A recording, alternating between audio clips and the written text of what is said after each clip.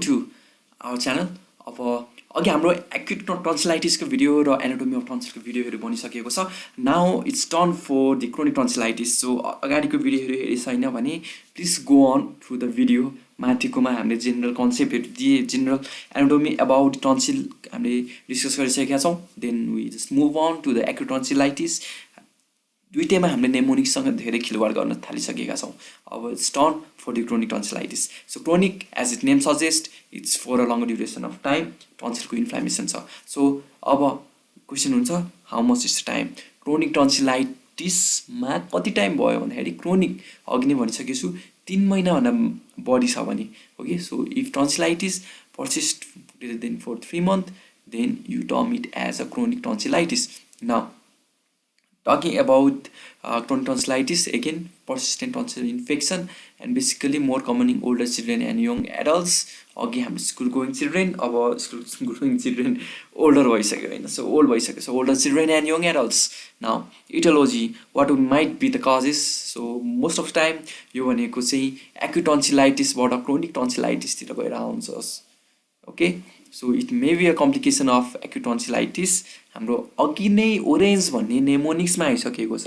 That is orange भन्ने नेमोनिक्समा हामीले जुन एन छ, एन हटाएर टी राखेका थियौँ, त्यो टी फर क्रोनिक टन्सिलाइटिस हो. So pathologically micro abscess wall of by fibrous tissue can be seen in the lymphoid follicle of the टन्सिल्स.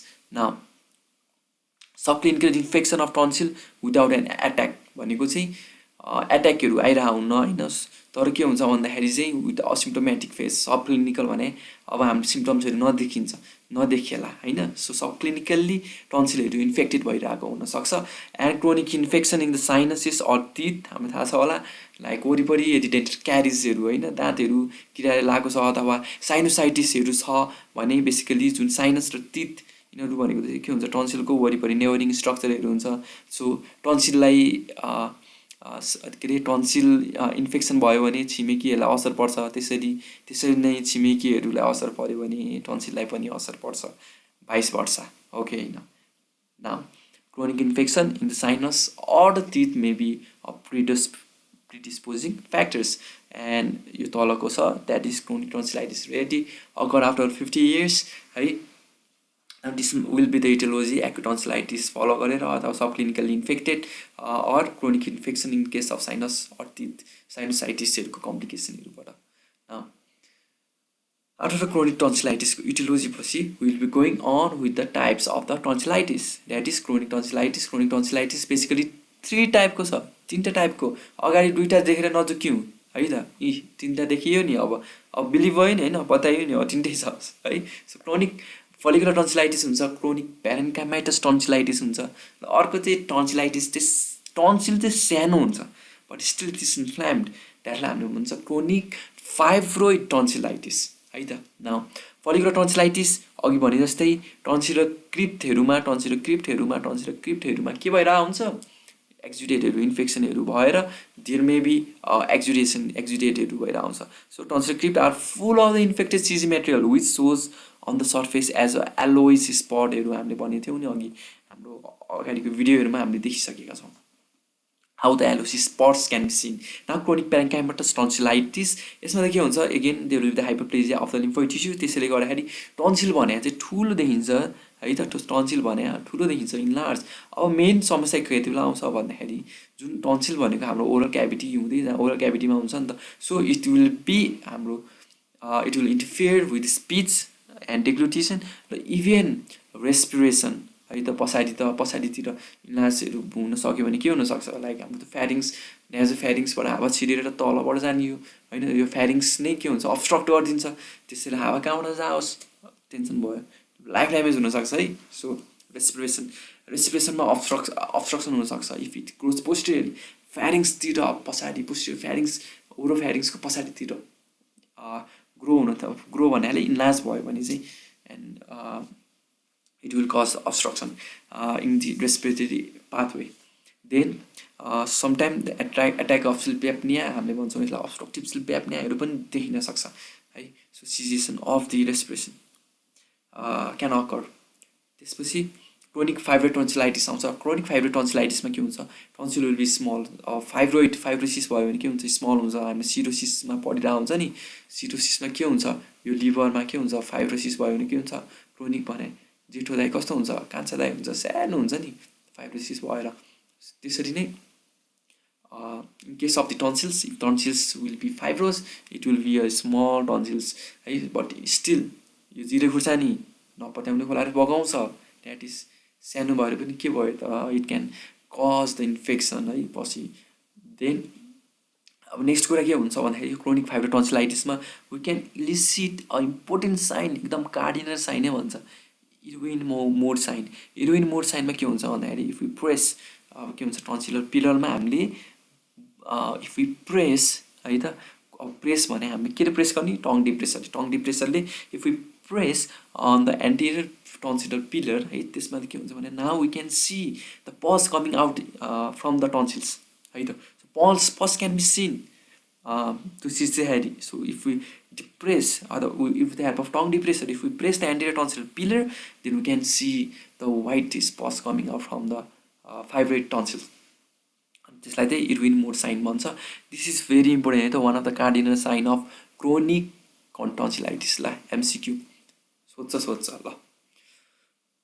त्यसैले तीनटा टाइप अफ भइसक्यो है त। सो वान इज फलिकुलर, अर्को प्यारेन्काइमेटस, अर्को भनेको फाइब्रो टन्सिलाइटिस।